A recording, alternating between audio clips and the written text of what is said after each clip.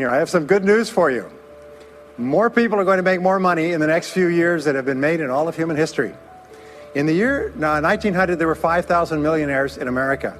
In the year 2000, there were 5 million millionaires. That's an increase of 1,000 times. Now, there was a leveling off in 2001, 2002. In the last 2 years, the number of millionaires has jumped 33%. It's jumped to 8.2 million millionaires in America, and virtually all of them are self-made, which means they started without a pot to you-know-what in or a window to throw it out of. And they've made it in one generation. When we look at the wealthiest people in America today, Warren Buffett, Michael Dell, of course, Bill Gates, Paul Allen, and the Walton family, all first-generation multi-billionaires. We have a $12 trillion economy today that is growing at the rate of $500 to $600 billion a year, and all that money is going through somebody's fingers, and your job is to make sure it goes through yours and some of it sticks. Is that a good goal for today? And my job is to show you how to do it. The good news is that all the answers have been found. Self-made millionaires have been studied exhaustively. They've been analyzed. They've been interviewed by the hundreds of thousands and millions. And what we know is exactly who they are and what they do and how they think and how they tick and the decisions they make and the things that they do and they don't do. And the wonderful thing is this: if you do what other successful people do, you eventually get the same result that they do. Now, some people say, well, I started off without any money and I don't have any money now. Well, join the crowd. Nobody's got any money. Most people are broke up into their 40s and 50s. So if you're broke today, you're just one of the gang. The only question is, do you stay there? And the answer is no. Now, when I started off in this many years ago, I came from very poor beginnings. I did not graduate from high school. I finished in the half of the class that makes the top half possible. When I left school, I dropped out of high school. I could only get laboring jobs. I was told, by the way, if you don't get a good education, you won't do well in life. Don't get good grades, you won't get a good job. Don't go to college, you won't do well, and so on. And I believed that for a long time until I found there's hundreds of thousands, millions of people who dropped out of high school who went on to become millionaires and billionaires as well. The reason I say that to you, by the way, is don't let it hold you back. Don't let any experience that you've ever had in your life act as a brake on your potential, because there's hundreds of thousands of people who've had it worse than you could ever dream of who've gone on to accomplish wonderful things. So, I worked at laboring jobs for several years. I worked in construction. I worked on farms and ranches. I worked in factories putting nuts on bolts hour after hour. And one day, in a state of frustration, I began asking this question: why is it that some people are more successful than others? Now, in the Bible, there's a line that says, "Seek and ye shall find, for all who seek findeth. Ask and the door will be open." So I began asking other successful people, what are you doing differently from me? And they told me, and I did it, and I got better results. I got into sales when I could no longer get a laboring job, like many of you. And in sales, I noticed that one of the guys in my company was making 10 times as much as anybody else, and he was selling the same product out of the same office at the same price to the same people under the same conditions, and he was making 10 times as much as anybody else. So I went and asked him, what are you doing differently from me? And he told me, and I did it. Now, what I discovered, which changed my life and which brought us here today, is I discovered the law of cause and effect. The law of cause and effect, sowing and reaping, action and reaction, is the great universal or iron law of the universe. What it says is that everything happens for a reason, is that there are no causeless effects, is that even if we don't know what is causing the effect, we trace it back. It's the basis of the scientific process, of all medical research, of all marketing, of all business, is if you can define an effect that you want, you can trace it back and find somebody who at one time did not have that effect, and then find out what they did, and then do the same things, and you eventually get the same results. We say that success is not an accident. Failure is not an accident. Success leaves tracks. So if you just follow the tracks of other successful people, no matter where you're starting from, you eventually get to the same place that they get. Well, this was a shocker for me, because, and I learned later in psychology, by the way, that one of the two most important things we need to have to be happy and healthy is a sense of control, a feeling that we are in control of our lives, that things are happening for a reason, and a sense of coherence, a feeling that things fit together. Well, when I realized the law of cause and effect explained everything, I got, wow. So in sales, I went to the top of my sales force. I read and I learned, attended courses, And especially I applied what I learned. And then when I got into sales management, I again read the books and took the courses and asked for advice. And when I got into real estate and importation and development and manufacturing and distribution and a whole series of businesses over the years, the first thing I did is I asked, how does it work? How do people succeed in this field? And then I buried myself and immersed myself. I spent hours and hours and hours studying, and then I did what the most successful people did. Interesting point. We say that nature is neutral. In other words, nature doesn't care who you are. It doesn't care if you're tall or short or male or female or black or white, educated or uneducated. Nature doesn't care. All that nature cares is that you do what successful people do. It's like making a recipe. Nature doesn't care if you follow a recipe. If you follow the recipe exactly, you get the dish. Nature doesn't care who's doing it. And that's the wonderful thing about our society. It's basically like justice. It's blind, is nature doesn't care. In fact, there are a lot of people who are not as smart and not as talented as you who are doing vastly better than you, not because they're better, but because they're just following proven success methods. There's nothing that will make you madder than to see somebody who's dumber than you, who's making more money than you, right? Have you had that experience? So what we do is we use proven success methods. We just find out what they are and we do them over and over again. Quick point, nothing works the first time, okay? Please understand that. Nothing works the first time. What is the average number of times that a person tries with a new goal before they give up? Can you guess? Well, the average is less than 1, because most people give up before they try even once. They say, that's a great goal. I'd love to be financially independent. And then they give up. They don't even try. They say, but I couldn't because of this and because of that and so on. And then they move away to a wonderful place called Someday I'll. You ever heard of Someday I'll? Someday I'll start saving money. Someday I'll get out of debt. Someday I'll lose weight. Someday I'll start a business. Someday I'll get serious about my finances.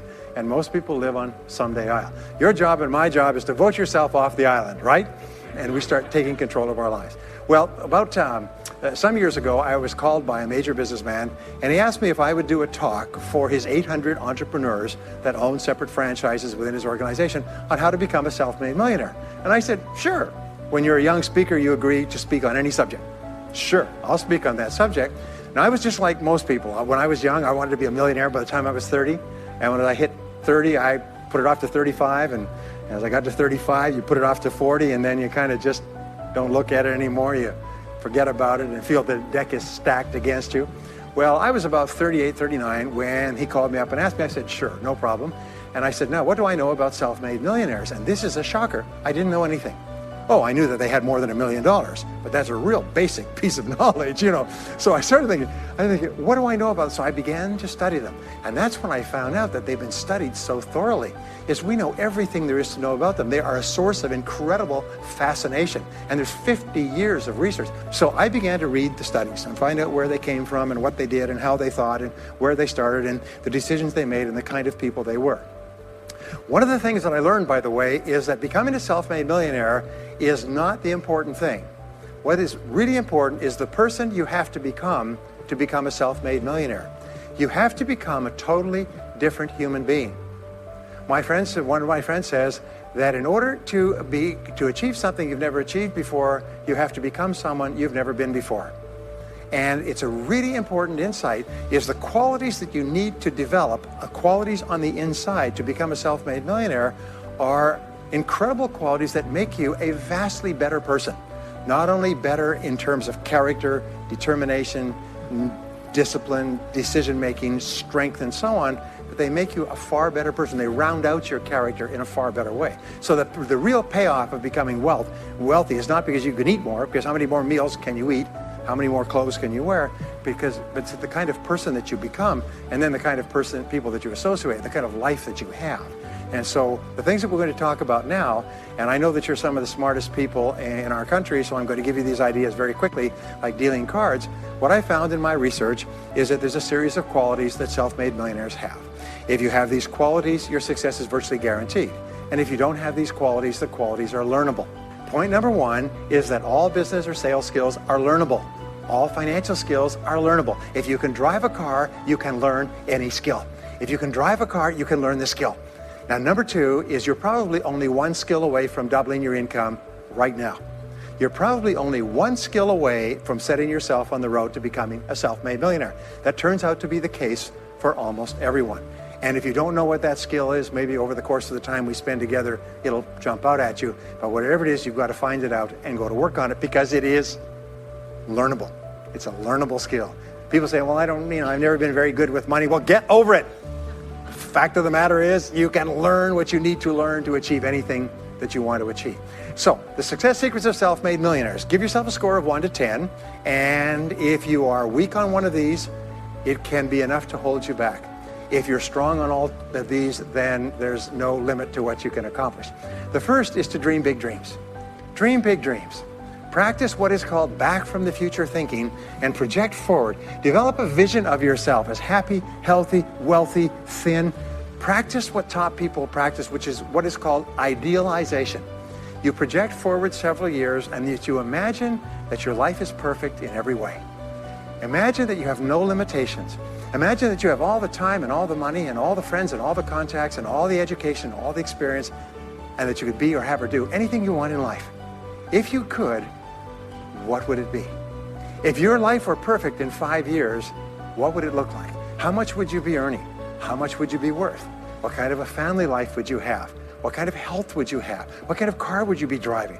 What would your life be like if you could wave a magic wand and make it perfect in every way? Now, what we have found is this is the starting point of great riches, and it's the starting point of great success in life, is for you to have a dream or a vision of a wonderful future. Here's an exercise that we give people in our audiences, is take a sheet of paper and make up what is called a dream list. Now imagine this is kind of like a kid's Christmas list, and that it just allows you to just run wild and just write down everything that you could think of that you could possibly want. I had a friend who I taught this to, and he got so excited about it, he bought a spiral notebook, and he began writing. And he'd go through the newspaper, and every single thing he saw in the newspaper that was nice, he wrote it down as goal. He ended up, first time through, with 330 goals. With the end of the month, he had 500 things that he wanted. The interesting thing was that his life exploded. He activated the law of attraction, and he began to attract into his life people, circumstances, ideas, resources, insights that began to move him toward the accomplishment of the goals and began to move the goals toward him. Number 2 is to do what you love to do. Whenever you find people who are really successful in life, they're people who do what they love to do. They love their work. The great rule for success in life is to find something that you love to do and then find a way to make a living doing it. Now, when you find what you love to do, it'll be something that gives you energy, it motivates you, it enthuses you. It's probably something that you were meant to do from the time you were born. And when you ask self-made millionaires, what sort of work do you do? They'll often say, I've never worked a day in my life. I just do what I like to do. I had a graduate in my course once who came up to me and said, you know, that's interesting. He said, when I was a little boy, I loved to study airplanes. He said, I got airplane books and I had airplane models and I had toy planes and then I got into competitions with remote controlled planes. He said, when I grew up and went to school, I studied aeronautical engineering. He said, today, he said, I'm 35. He said, I own 3 companies. One builds small aircraft. Another one repairs and services small aircraft. Another one is in leasing and chartering small aircraft. He said, I've never worked a day in my life. He said, I've just played with planes since the time I was a kid. So one of the things that you can do is go back to the time when you were young, as a child between the ages of 7 and 14, before you discovered boys or girls, and what is it that you really love to do? And you'll often find that within that is something you're supposed to do as an adult. Number 3 is commit to excellence. Now this is really, really important, and I had a hard time with this as a young man because I was never good at anything. I was never picked for any team, and if I was picked, I was the first person cut. I got lousy grades in every class. I got fired from multiple jobs. I even got fired from a job pumping gas once. Can you imagine that? Being fired for pumping gas because you're no good. They came out and said, you're no good at pumping gas. How can you be no good? Little old ladies can pump gas, and here I was no good at pumping gas. Anyway, so I got fired. I went from job to job, and then I discovered that all people who are successful are excellent at what they do. You know the old question they asked Willie Sutton, the bank robber, why do you rob banks? He said, well, that's where the money is. Well, being in the top 10% is where the money is. So what you have to do is you have to pay any price and make any sacrifice to get into the top 10% in your field. Now here's the good news. If you're doing what you love to do, you will want to be in the top 10% in your field. If you don't want to be excellent at what you're doing, it means you're in the wrong field. It just means that you're marking time, you're treading water.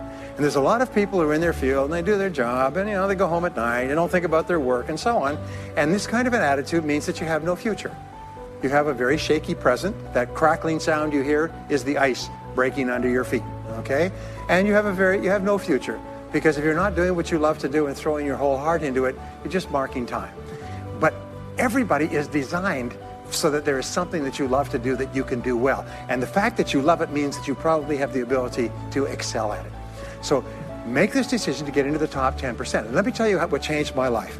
Here I was struggling in my late 20s, and I learned this. It was a breakthrough thought, is that everybody's in the top 10% started in the bottom 10%. Everybody who's doing well was once doing poorly. Everybody who is at the top of your field today was once not even in your field at all and didn't even know it existed. What that means is that if you're willing to pay the price and work hard and make the sacrifices, you can get into the top 10%. Now, how long does it take? It doesn't take a week or a month. Most people are really impatient. To achieve mastery in your field takes 5 to 7 years. People say 5 to 7 years. Geez, I'll be 5 to 7 years older before I start enjoying the big rewards. Well, how much older will you be in 5 to 7 years anyway? Now, here's an important point. Are you ready? The time is going to pass anyway.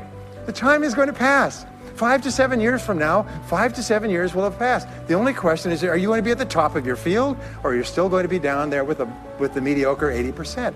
And the wonderful thing is this: is nobody's better than you and nobody's smarter than you. If anybody else is at the top of their field, it means that you can be at the top of your field. Just go to them and find out how they got there, because they started at the bottom. Now, it may take longer for some people and less for others, but everybody who puts one foot in front of the other and keeps moving eventually gets there. And that's where all the rewards are. Not only that, that's where all the joy in life is. When you're really good at what you do, you feel wonderful about yourself. You're respected and esteemed by everybody around you. You can write your own ticket. You can open any door when you're good at what you do, because you get up in the morning and you know you're good. And that is more important than the rewards that go with it. The next key is to develop your unique talents and abilities. Every single person is designed from infancy with special talents and abilities that, if you develop them to their height, can enable you to accomplish anything you want in life.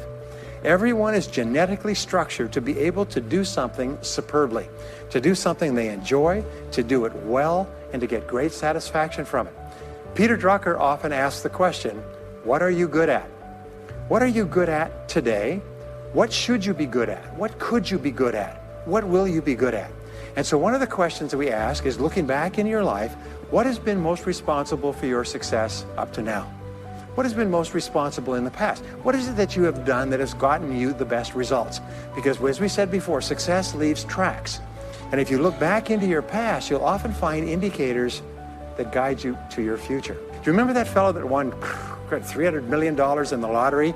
He was a high school physics teacher. And they asked him what he's going to do with it. He said he's going to take a week off and then get back to work, because he doesn't want to give up his job teaching high school physics, because he loves his work so much. That is a person who's in the right place for him. And now he can just drive to it in a nicer car. Anyway, now the next key to becoming a self-made millionaire is to see yourself as self-employed. What we found is the top 3% of adults in our society see themselves as self-employed. They see themselves as in charge of their own lives. When I started off my career as a young man, I was 21 years old, working as a construction laborer, living in a one-bedroom apartment, broke, taking buses 2 hours every morning to get to work and buses 2 hours to get back. I still remember that, and I still remember a light going off one evening. I was sitting there in my little apartment, in my little kitchen alcove, and I suddenly realized that I was responsible, that I was in charge of my own life, that no one was coming to the rescue. And it was one of the great turning points in my life. So what you find is that all exceptional people are highly responsible people. They look upon themselves as self-employed. Sometimes I'll ask an audience, I'll say, how many people here are self-employed? And some people will raise their hand and some won't. I'll say, now what's the true answer to this question? And the true answer is that everyone is self-employed. The biggest mistake you could ever make is to ever think you work for anyone else but yourself. Even if someone else signs your paycheck for you all your life, the most valuable people in any organization are the people who treat the company as though it belongs to them. They see everything that happens as affecting them personally. They're not the 9-to-5ers, the no-hopers that say, yeah, well, I go to work, but I'm not at work, I don't think about my work. These people, somebody has told them that's a clever way to think. It's the way losers think. Winners think about their company, and when they're not there, they think about how they can do it better. When something happens in their company, they take it personally because they see themselves as highly responsible. As a result, they're paid more, they're given more educational opportunities, they're promoted faster, and these are the people that eventually, like cream, rise to the top of every organization and every industry, the top 3%. The next key to becoming a self-made millionaire is to develop a clear sense of direction. Developing a clear sense of direction means that you need to become intensely goal-oriented. We find that all successful people are goal-oriented. There's an old saying, you can't hit a target that you can't see. You've got to know what you want in every area of your life. Some years ago, I worked with the Hunt Oil Company in Texas. The Hunt Oil Company was founded by H.L. Hunt, who became the wealthiest, self-made, multi-jillionaire billionaire in the world. At his peak, he owned 200 companies and had a royalty income of $3 million a day. Most phenomenal man, by the way. And he was interviewed by a friend of mine on television before he died in the early 70s. And he was asked, what are the secrets to success? He said, the keys to success have only been two through all my life, and I will tell you what they are. He said, number one, he said, decide exactly what it is you want and write it down and make a plan to achieve it. And number two is determine the price you're going to have to pay to get it and then resolve to pay that price. Now, where the law of sowing and reaping cause and effect, I learned an additional point to that.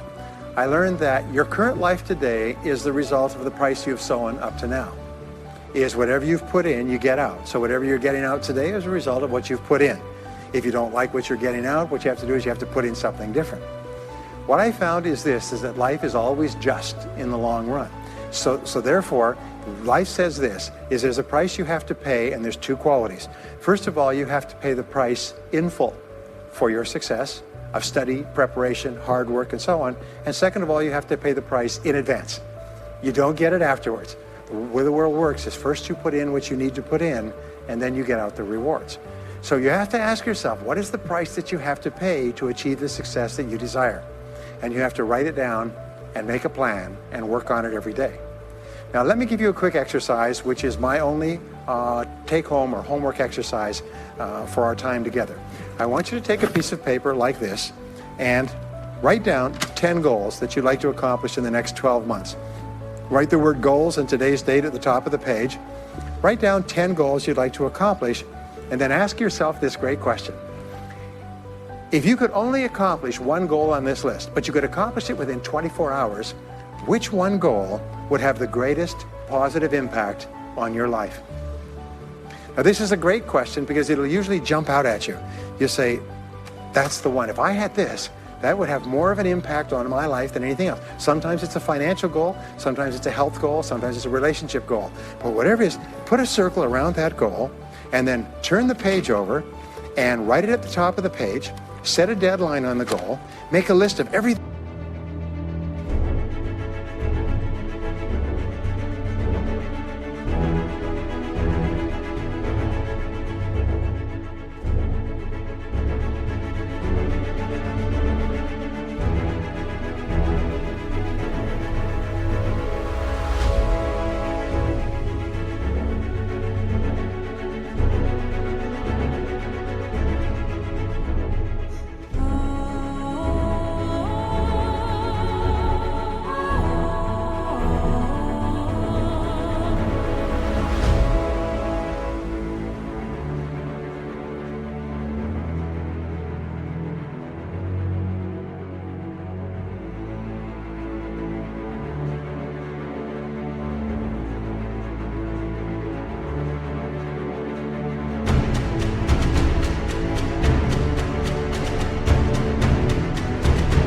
That you could think of to do to achieve the goal, and then begin working on your list.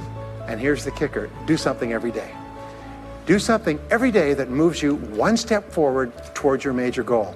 My promise to you that this exercise, selecting your most important goal, making a plan, and working on it every day, will change your life in ways that you cannot imagine. They say that people begin to become great when they determine their major definite purpose, their number one goal, and work on it every day. It is the secret to becoming a self-made millionaire. It's the secret to great success in life. My promise to you is a week, a month, a year from now, you'll look back and you'll be absolutely staggered at the difference it makes. I was giving a seminar not long ago, and a gentleman came up to me. He said, you know that goal-setting exercise? It changed my life 10 years ago. He said, I was broke, I was divorced. He says, I was an alcoholic, and somebody dragged me to one of your seminars. He said, and I did that exercise, and I picked my major goal. He said, it changed my life. I said, in what way? He said, today, he said, I'm worth $40 million. I said, wow. He said, yes, and I owe it to that lesson. Next is refuse to consider the possibility of failure. It's the most amazing darn thing is that the fear of failure is the greatest single obstacle to success in adult life. And it's not failure itself, because each one of you is a professional failure. Each one of you has failed over and over and over again. Isn't that true? All of us fail. All human beings fail over and over. 9 out of 10 things that we try don't work out the way we expected. We have failures in relationships and in jobs and in careers and investments and everything. It's not the failure that holds you back. The failure makes you smarter. We say that it is the fear of failure, not failure, that holds you back. And the way that you overcome failure is you never consider the possibility of failure. The rule is this, is there's no such thing as failure, there's only feedback. Is when you try something that doesn't work, you get feedback, not failure. And recognize that most things you try aren't going to work the first few times. So what you do is you say, oh, that's an interesting bit of feedback. And you pick yourself up and you move forward and you have more feedback and you move forward. To become a self-made millionaire, you're going to fail over and over again, year after year after year. But your brain has a cybernetic mechanism, which means that every time you try something, you get feedback, which makes you smarter. And when you try something else, you get feedback, which makes you smarter. And eventually you reach the point where you're too smart and you stop making mistakes. You start to do more and more things right and fewer things wrong. But you can't get there unless you have experienced the failures.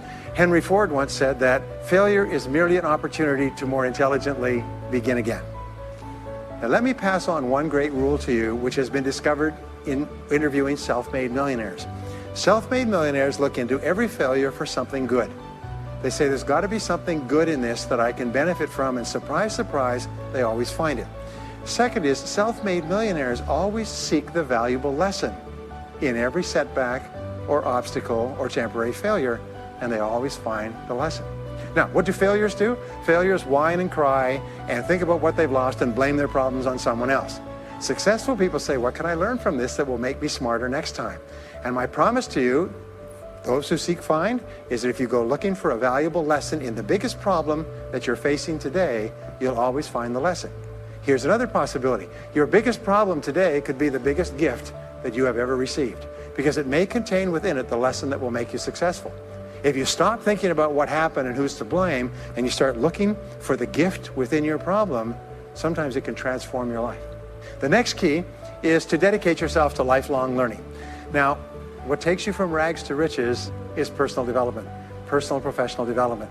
In the 21st century, as Peter Drucker says, knowledge and skill are the keys to the 21st century. And the only thing that will be relevant, the only skill that will be relevant in the 21st century is the ability to learn new skills, because virtually everything you know is becoming obsolete at a rapid rate. Stephen Covey says that your current knowledge base has a half-life of 2 years, which means that half of everything you know will be irrelevant within 2 years. And 2 years from now, half more. So if you're not continually learning and upgrading your knowledge and skills, you're not staying in the same place. As Pat Riley says, the basketball coach says, if you're not getting better, you're getting worse. If you're not constantly learning, you're actually falling behind. So here are the 3 keys to continuous learning. Number 1 is read in your field 30 to 60 minutes each day. In other words, turn off the television, turn off the radio, put aside the newspaper, and just read in your field. The very best places to read, by the way, are books. Read books, the best-selling books written by the most successful people in your field, because books contain a wealth of riches that can enable you to function at a far higher level, to get much better results than you could before. So read 30 to 60 minutes a day. I've had people tell me countless people over the years that reading an hour a day has doubled and tripled their income within a year. The second thing you do is take every course that you possibly can. The courses and seminars that are available to you in your field that are given by professionals are courses that have been developed over years and years and years. They have been tested and tested and tested. The person who is talking to you for several hours has spent thousands of hours learning their subject. They have dry tested this or done test runs with thousands of other people. When you take a course, you can learn enough information in 1 or 2 days, more than you could learn in 2 or 3 years or maybe even a lifetime, all distilled and put together. People say, I can't afford a course. You cannot afford not to buy books. You can't afford not to go to courses. Some years ago, I had a dentist, and he was a very successful dentist. I was recommended to me by a friend. And this dentist retired at the age of 53. And just before he retired, he sold his practice for about $2 million. Just before he retired, he told me why. He said about 8 years before, he had attended a dental congress in Hong Kong. This is from California. He'd flown all the way to Hong Kong to attend this International Dental Congress because there were specialists giving private lectures, sort of plenary sessions on the side. And he attended this session, and it was on a particular technique of cosmetic surgery that this dentist had developed that no one else knew, where you could basically straighten out a person's entire front jaw so they look beautiful at a very low cost, at a very high level of effectiveness. He came back and he began implementing this in his practice. People began flying from 500 to 1,000 miles away. Every dentist sent their families, members, and themselves to this dentist. He was able to charge whatever he wanted to charge. He said 8 years later, he retired as a self-made millionaire at the age of 53 to enjoy his money for the rest of his life from what he learned from one session.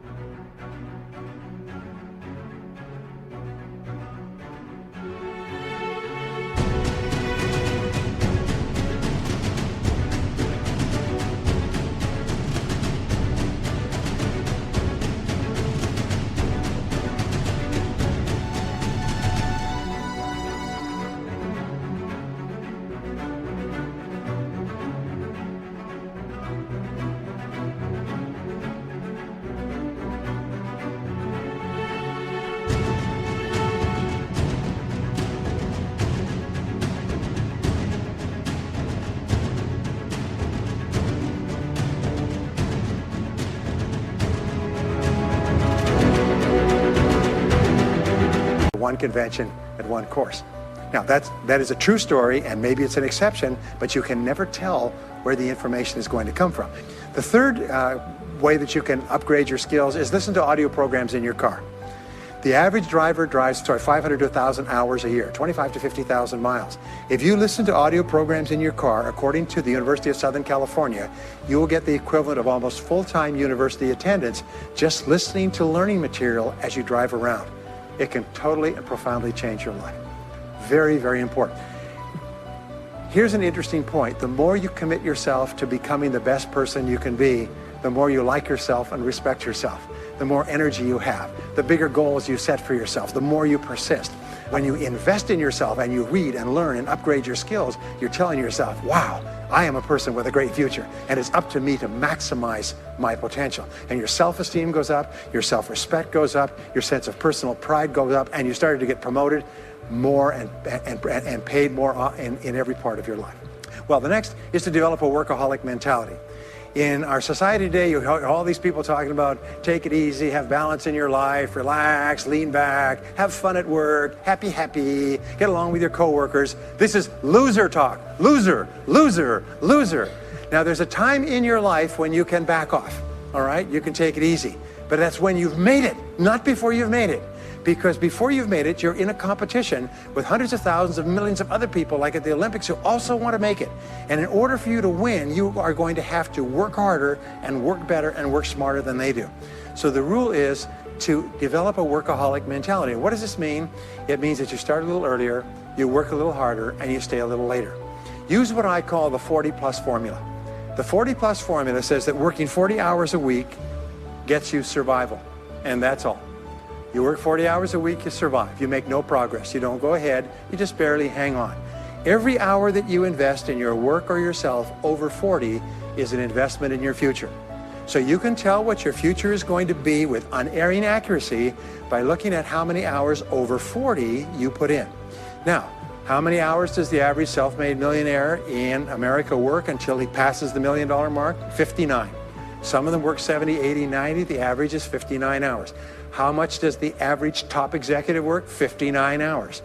So that's rule number one, is the hours you put in over 40. If people say, well, my office is locked and I can't get in more than 40 hours a week, then good. Then spend the rest of the time investing in yourself, getting better at your work when you do it. Now, here's my second principle, and this principle changes your life. It is this, is work all the time you work. When you work, work, don't play. Fully 50% of working time today is wasted, and it's wasted in idle conversation, personal business, family phone calls, surfing the internet, reading the newspaper, drinking coffee, long lunchtimes, coming in late and leaving early. And then the other 50%, you're scrambling because you're behind because you wasted so much time fooling around. Now you start to work and you don't work on high priority tasks. You try to get rid of all the little stuff. So what happens is the big tasks begin to build up like an avalanche overhang, and they cause enormous stress. And you go home at night and you're thinking about this job, I've got to get this project finished, but I can't discipline myself to stop talking to my coworkers. Every time one of them comes in, like automatic, like a conditioned response, it's blah, blah time. Chatter, chatter, chatter, chatter, chatter, chatter, chatter, chatter. No, what you have to do is work all the time you work. If someone comes in and says, hey, you've got a minute to talk, you say, yes, but not now. Why don't we talk after work? Meanwhile, I've got to get back to work. I'll tell you what, why don't you go down the hall and ruin his career? But don't stand here and ruin mine. It's really important. There's a great story of a little girl goes to her mother and says, Mommy, why is it Daddy always brings his briefcase home and he works in the evenings and he works on the weekends and he doesn't spend any time with the family? And she says, well, honey, you have to understand, Daddy can't get all his work done at work, so he has to bring it home. She said, why don't they put him in a slower class? Next key is to get around the right people. This is a key for becoming a self-made millionaire, is get around the right people. Dr. David McClellan at Harvard did studies for 25 years looking into why it is that some people succeeded greatly in life. What he found was as much as 99% of your success in life is going to be determined by what he called your reference group. Your reference group are the people with whom you habitually associate. They're the people that you associate with at work, the people you associate with home, your church, your political party, your social circle. What he found in working with people is that changing a person's reference group totally transformed the way they think. Why? It's because we are like chameleons and we absorb through the skin the attitudes, the opinions, the behaviors, the style of dress, the style of speech of the people with whom we associate most of the time. If you start to associate with winners most of the time, you find that they have a totally different worldview. They're positive, they're upbeat, they're focused, they're learning, they're growing, they're positive at what they're doing, and you start to become like that. We know that our relationships determine 85% of our happiness or unhappiness in life. In other words, if you have bad relationships, personal relationships, they will drag you down worse than a sea anchor. If you work for a bad boss, it'll destroy all your joy in work. If you have one negative coworker, they found that one negative person in an office can cast a blackness over the whole office because of his or her negativity. And so the most important thing you do is you choose your relationships with care and only associate with people that you like and respect and enjoy being around. Next is be prepared to climb from peak to peak. One of the keys to becoming a self-made millionaire is to realize that life is never one continuous train. It's always up and down. So it goes up. Like if you climb a mountain peak, you have to go down into the valley before you climb the next peak. So all of life is cycles and trends. All of life is cycles and trends. And there's up cycles and there's down cycles and there's up trends and there's down trends. The question is, what is the general direction of your trends? We say this, is that life is 2 steps forward and 1 step back. Successful people focus on the 2 steps forward and then they protect themselves on the downside. They build up cash reserves. They put in stop loss orders on their stock market. They very carefully watch what they're doing. So they try to maintain that 2 steps up and then make sure that the 1 step back is not so far. And then they want to make sure that this curve is generally upward so that each time there's a step back, they're still further ahead than they were before. The next one, which is to develop resilience and bounce back. Developing resilience and bouncing back is one of the key qualities of self-made millionaires, because as I said right at the beginning, most things won't work. This is a very interesting point, is that you're going to be knocked down over and over again. And what we know, as my friend Charlie Jones says, is you have to bounce, don't break. And when things go wrong, bounce. And so what I learned many years ago was this interesting technique of what is called mental rehearsal. And mental rehearsal says that you mentally prepare for the inevitable downturns before they occur. So you say, all right, in the course of life, things are going to go wrong, but when they do, I'm not going to become upset. I'm not going to get mad or angry or anything else. I'm just going to take it and learn from it and pick myself up and keep going. Sometimes I ask this question, does anybody here have any problems? Everybody says yes, everybody's got problems. Well, here's the rule, is all of life is a continuous series of problems. They never end. The problems just keep on coming, like the waves of the ocean. The only break in this unbroken series of problems will be the occasional crisis. So life will be problem, problem, problem, problem, problem, problem, crisis. Problem, problem, problem, problem, problem, crisis. It's like the waves of the ocean. 6 problems and a crisis, 6 problems and a crisis. Which means that everybody here is either in a crisis right now, has just gotten out of a crisis, or is just about to have a crisis. So what we have found is this: the hallmark of superior people, 30 years of research, is how you respond to a crisis. How you deal with problems and how you respond to a crisis. And what we have found is this, is superior people look for the solution to every problem. They don't allow themselves to become upset and angry. When something goes wrong, they say, okay, what's the solution? And they become intensely solution-oriented. When you have a very intense problem, that stimulates creativity to solve the problem. So what you do is you write and define the problem clearly. If you have a problem, you say, wait a minute, what is my problem? What is it that I'm worried about? And write it down. And the very act of defining a problem clearly often triggers the solution to the problem. One last technique that I want to give you with regard to your major definite purpose. And if you only do these 2 things as a result of our time together, they will transform your life. You've already identified the one goal that can have the greatest positive impact on your life. Now what you do is you take that goal and you write it at the top of a page in the form of a question. And you say, let us say your goal is to double your income. That could have a major impact on your life. You say, what are all the things that I could do to double my income in the next 12 months? Write it as a clear question. Even better, if you're earning $50,000 a year today, write, what could I do to earn $100,000 over the next 12 months? The more specific the question, the better.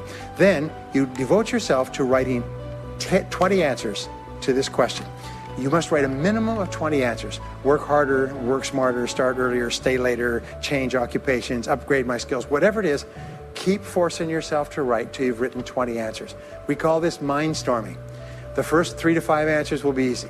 The next 3 to 5 answers will be difficult. The last 10 answers will be incredibly difficult. But I have given this exercise to people who've gone on to become millionaires so many times I've lost track, because they often find that the 20th answer changes their whole life. And if you've ever done this once, it's absolutely staggering. More people have become millionaires with this simple idea of mindstorming, what I call the 20 idea method, than any other single method of creative thinking ever discovered. Once you've got your 20 answers, pick one answer and take action on it immediately. Once you've got, it doesn't matter what it is, just take one answer and take action on it, and that will keep you thinking and acting creatively all day long. The next key to becoming a self-made millionaire is to become an unshakable optimist. Unshakable optimist means that you think and talk about what you want most of the time. Optimists think and talk about what they want. They look for the good in every situation. They seek the valuable lesson. They're constantly feeding their mind with great ideas, which opens up new perspectives. What I have found is that optimists have 3 wonderful qualities. Number 1 is they learn more things.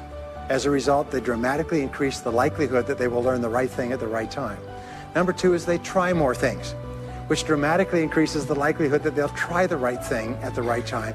And number 3 is they persist. They never give up. Optimists make a decision that once they've decided they're going to become wealthy, they just never stop until they achieve that goal. Now, will they have many setbacks and obstacles and difficulties? Do you know that almost everybody succeeds in a different direction from what they originally intended or from what they originally thought, but they just keep going. Almost like a football player running down the field, running, blocking, changing, moving back, forward, continually, but never loses sight of the goal. So optimists learn more things, try more things, and persist longer. I want to leave you with the last two qualities of self-made millionaires. Second to the last quality is that they develop the qualities of courage and persistence. I said before, the biggest single obstacle to success is the fear of failure. The antidote to the fear of failure is the habit of courage. And what we know is that you need two types of courage to succeed. The first type of courage is the courage to begin. It's the courage to launch with no guarantees of success. Someone once said that if all obstacles must first be removed, nothing will ever get done. So successful people are willing to think, plan, make decisions, and then take action with no guarantees. We say leap and the net will appear. Take action with no guarantees and then learn. The second part of courage is the courage to endure. It's the courage to persist. It's the courage to keep on keeping on. It's to make the decision in advance that you will never give up. No matter what happens, you will never give up. You will get knocked down over and over again, but you'll never give up. And the interesting thing is, if you make that decision in advance, you'll find yourself continually bouncing back. So courage means the courage to begin and the courage to endure. And the final quality of self-made millionaires, and Napoleon Hill called this the master key to riches. After studying 500 of the richest people in American history, he said it's the quality of self-discipline. It's the ability to make yourself do what you should do, when you should do it, whether you feel like it or not. The quality of self-discipline is the quality that will make you a big success. It's the ability to force yourself to do what you know you should do. And here is the wonderful discovery. This persistence is self-discipline in action. Every time you persist, you build your self-discipline. Every time you practice self-discipline, you build your ability to persist. And the two of them are tied into your self-esteem. So the more you persist, the more you like yourself. And the more you like yourself, the more discipline you have. And the more discipline you have in practice, the more you like yourself. As a result, the more you persist. And eventually you get onto an upward spiral where you become absolutely unstoppable. You reach the point where you know you can achieve the goal and nothing in the world can stop you. And every step that you take forward makes you stronger and stronger and stronger until finally people say, I know one thing about him, I know one thing about her. You cannot stop him or her. Once they've decided they want something, they will not stop until they get it. And when you develop that quality, there will be nothing that is impossible to you. So let me just leave you with these last points. We're living at the very best time in all of human history. More people are going to make more money in the next few years than have ever been made in all of human history. More people are going to become millionaires and are becoming millionaires today at a faster rate than we've ever thought possible. And no one is better than you and no one is smarter than you. And if you do what other self-made millionaires do, then nothing in the world can stop you from eventually getting the same results as other self-made millionaires